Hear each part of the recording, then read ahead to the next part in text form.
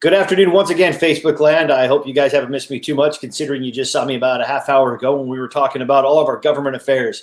So we're back, and this time we're talking about cigars. And today we've got a couple special guests with us here from Espinoza Cigars. So I'm going to go ahead and bring them up. So joining me today is Aaron Holland from Premium Cigar Association. Hello, Aaron.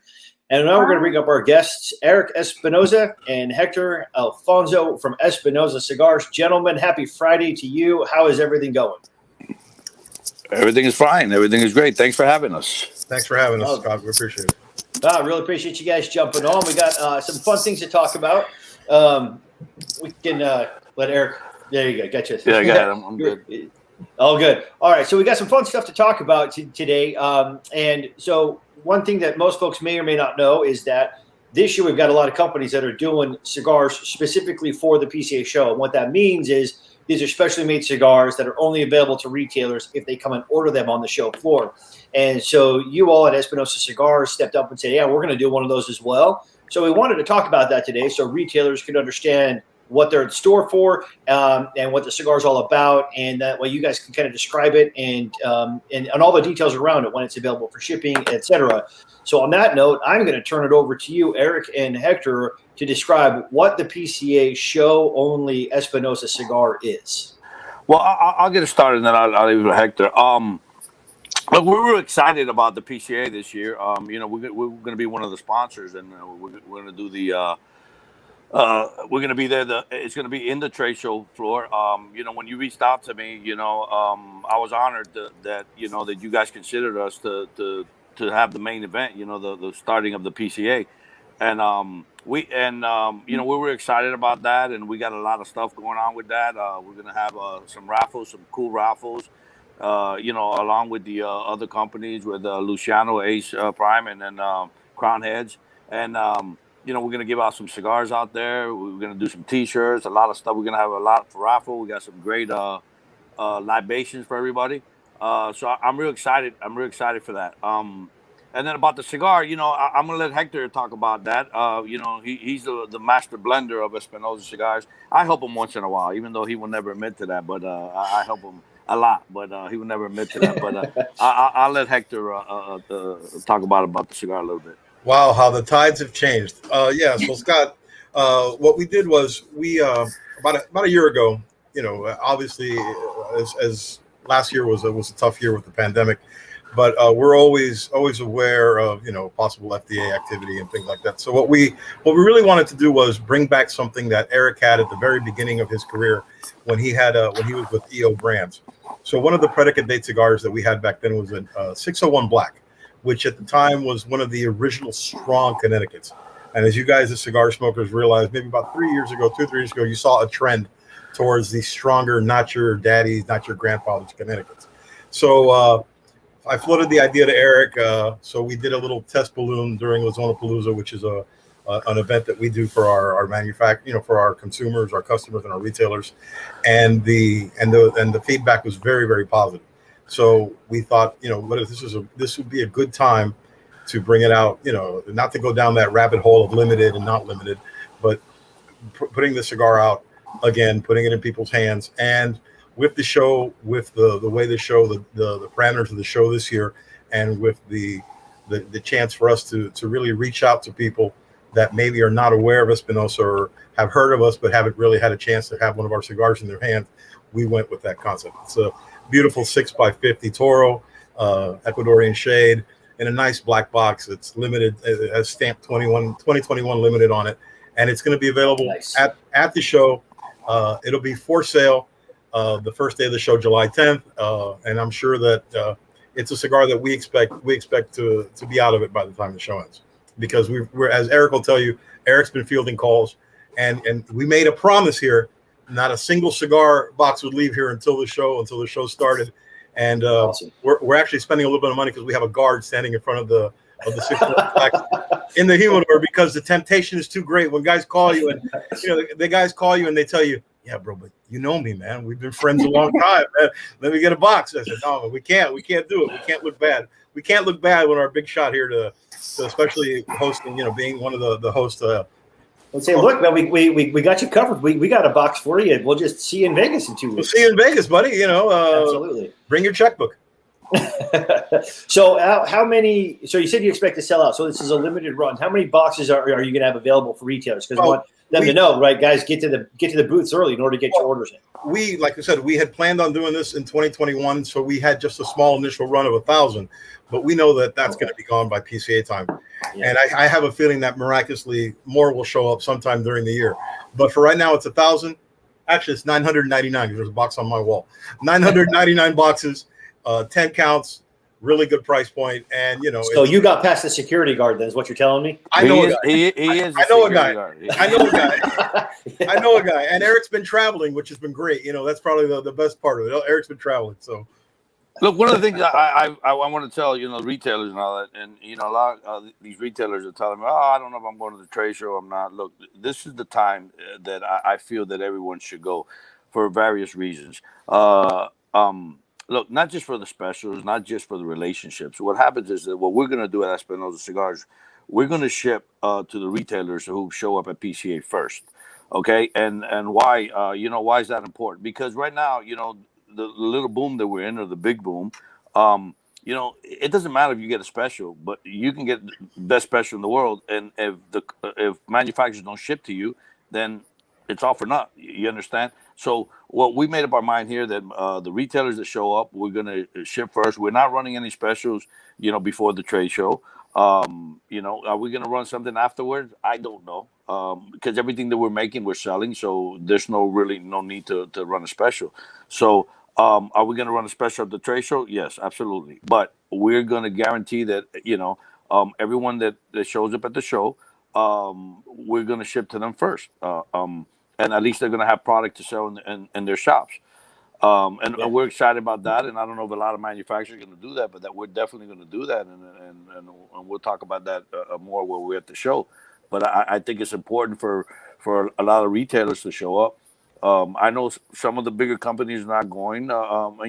That's their bad. That's their loss. We're going to have more time to sit down with retailers because, that takes up most of their time. But I'm excited. I really am. Not only because we're doing the party, I'm excited about the direction PCA is going. I'm real excited about the bar. A lot of the retailers might not know, but we have a bar set up at the trade show, and for after hours. Once you leave, yes, you probably have to leave the trade floor show, but right next to it, there's a bar where people hang out. And I think we're going to save a chair for Jim Robinson because he's always at the Circle Bar. So we'll make sure that he's got his Heineken there, and we'll keep a chair for him. But that's great. You can go and if you're not done with your meeting or what have you, you just move over to the bar and have a drink and enjoy yourself with everybody else there. So I'm excited about that. I think that was a wonderful idea that you guys created. Yeah, thank you. Yeah, we've heard so much over the past about. So much happens on the trade show floor. It gets hectic and everything else, and so much business actually happens off the trade show floor. But it's dispersed, right? Because you can't fit so many people in places like the Circle Bar, a couple of these other places. Compounded with the fact that with COVID there were smoking restrictions. Some of those may not be actually eased by the time we get there. And we thought, let's create the most smoker-friendly spot on the Strip by creating our own smoking lounge because we know we can smoke on the show floor, right? That was our priority one of finally getting that stamp of approval. So once we got that done, that's to your point, let's get some more business done. Let's keep the meetings going. Let's keep the, again, I think people are just going to be so happy. I consistently across the board, not one person who's coming to the show has said, oh, I'm coming just because I have to. They're coming because they're gung-ho. They're excited. It's the first time in 2 years they're going to get to see everybody. It's just people want to be there. And so being able to hang out for 4 hours a night, just relaxing with a drink and a cigar is going to be the perfect opportunity for people to continue those relationships and just keep the networking going.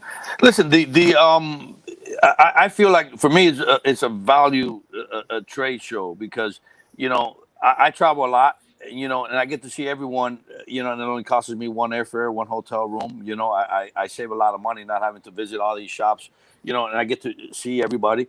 And this business, as we all know, that is based on relationships. Yeah. We do phenomenal with our brands in some stores, and some stores we don't do that well. And one of the reasons we probably don't do that well is because we don't have proper representation in that store. The rep's not very good, or I haven't visited the store, or what have you. So as a retailer, look, I will never miss a PCA event or trade show. Why? You never know what can come out of it. Okay. You don't know what deals you can get. You don't know what relationship. You don't know who you can do your house blend for you, or what have you. It's all about engaging with people and building relationships.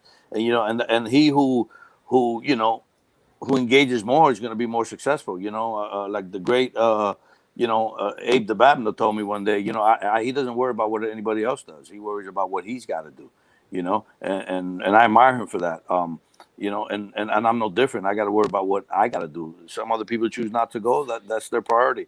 But you never know what can come out of here. They can meet somebody. Hey, listen, they can win $1 million in a slot machine. If you don't play, you can't win. You never know what can come out of it. And I'm real excited, man. I can't wait for it to get here. Me too. Get this and then do it and see a lot of old friends that I haven't seen in a long time due to COVID. And I think a lot of people are going to go because just to get out. A lot of guys haven't gone out. It's been a year and a half or whatever since it's COVID. So I'm really excited about it. Once we knew we were going to the show, and on top of what Erik is saying, what good is it to go to the show if you're not ready? And once we knew we were going to the show, we've geared up.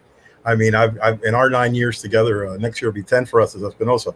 I don't think that we've ever been as geared up for the show. We're ready. I mean, there's in the situation right now that the industry is going through with so many manufacturers having problems fulfilling back orders and having inventory and being able. We're at a good spot. I think Erik likes to call it fat. We're rolling, so we're ready to go, and we expect it to be the best show we've ever had. That's great. I mean, it's Erik, what you were talking about. I think it's the old Wayne Gretzky, right? You miss 100% of the shots you don't take, and that's the whole point of coming to the trade show is to figure out those shots that you have that are available to you. But you never know what's going to come out of a conversation with somebody, where it might lead, a partnership that it might take.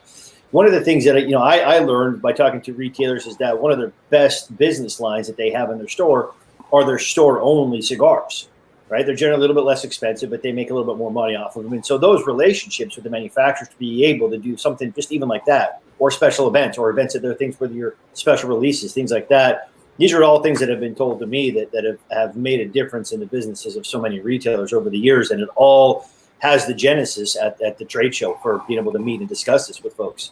I wanted to go back and talk a little bit with Erik called you the master blender there, Hector. So I want to put you on the spot here real quick.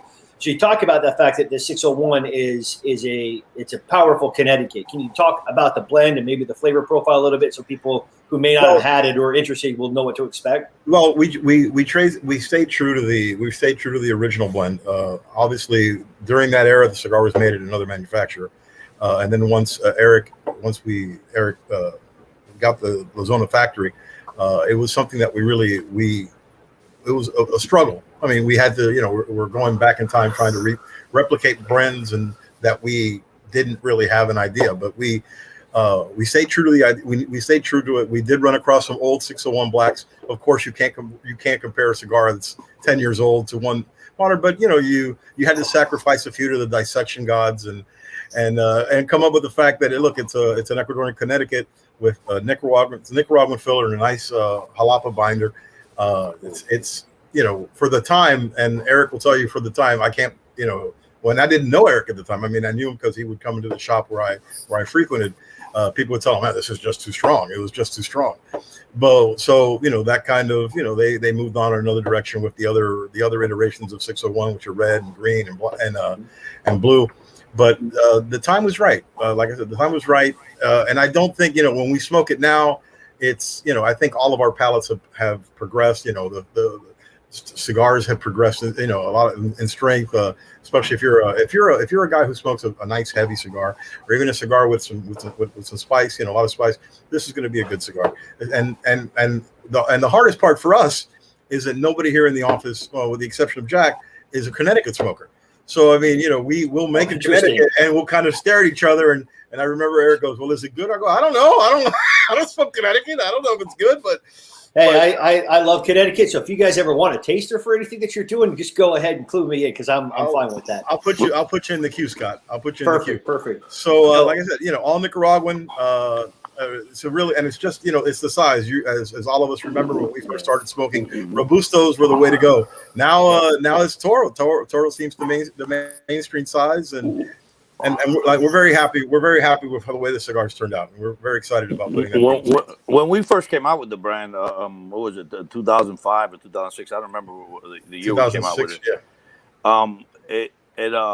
It was selling like crazy, but a beautiful looking cigar. But what happens is I think it was before its time. There wasn't a lot of full body cigars out there, and I wanted to create something the fullest Connecticut shade ever, and then it started slowing down a lot because a lot of people were just they just couldn't handle it. Nowadays, I mean, we do an event here, Lazonapalooza,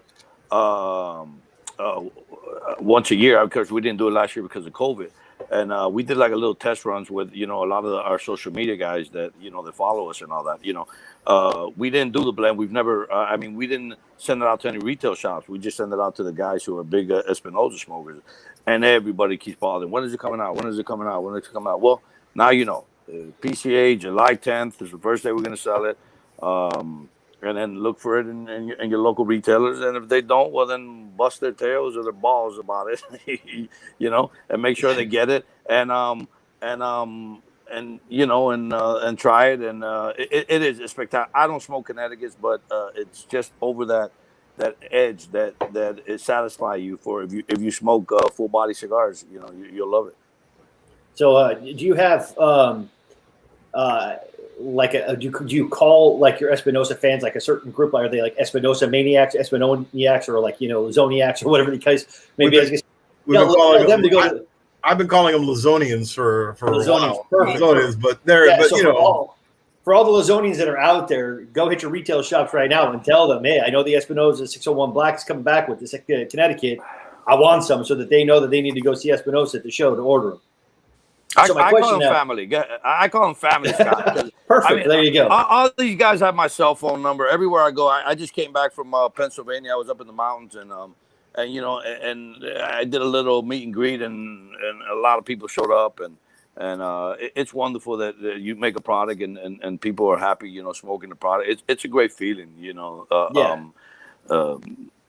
do that, but I'm excited. So let me ask you a question. Oh, go ahead.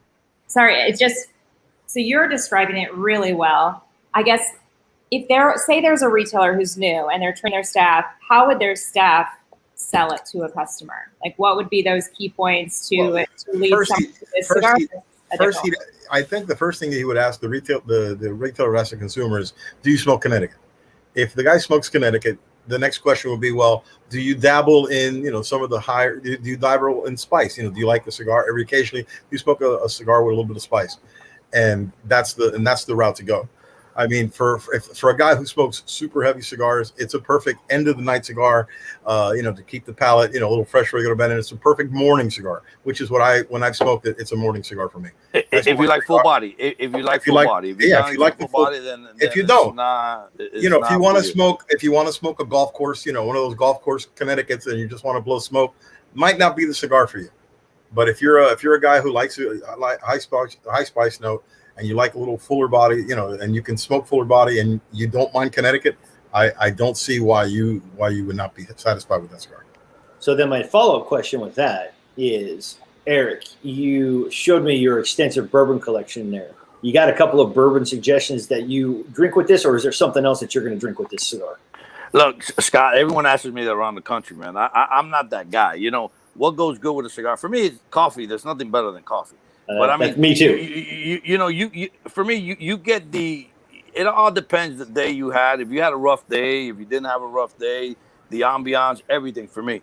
I mean, look, I'm not that guy. I don't get the 23 flavors on Dr. Pepper. I don't know what that is.